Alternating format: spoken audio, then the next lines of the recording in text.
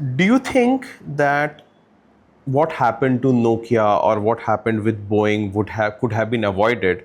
Nokia people, the senior leadership saw the coming of the iPhone. Engineers inside Boeing had mentioned about before the tragedy, Boeing 737 Max engine tragedy happened. People had talked about it, mentioned about it.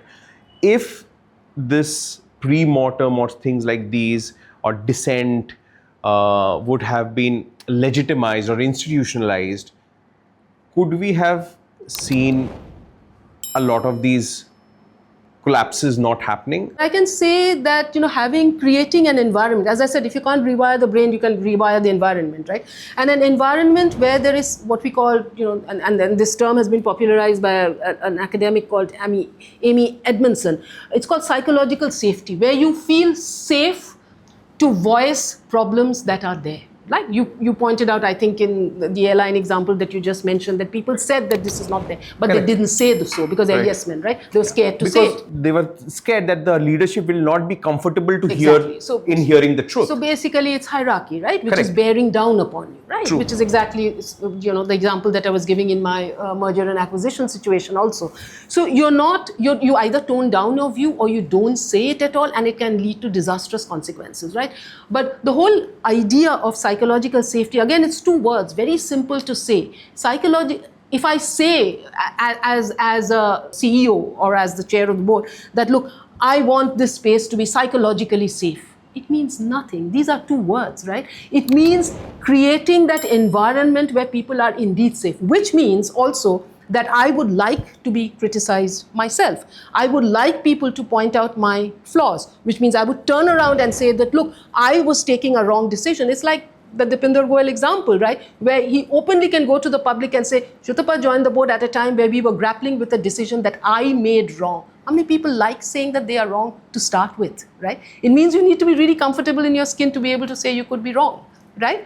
Most people aren't. Most people aren't, right? I mean, there's a gentleman I quote in my workshops called Ray Dalio, who led the largest hedge fund in the world. He's now retired, but at that point of time, I think it was upwards of 150 billion or more.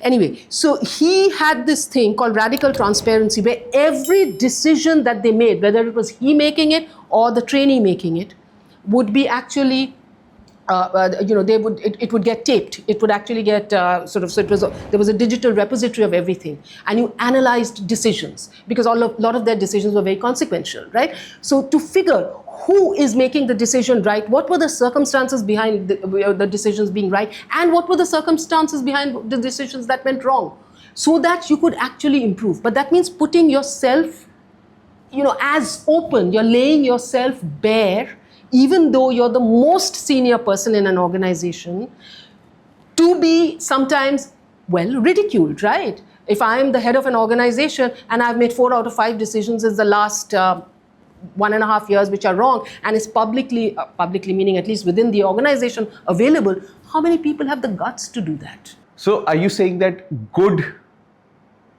people usually take bad decisions when they are in a group?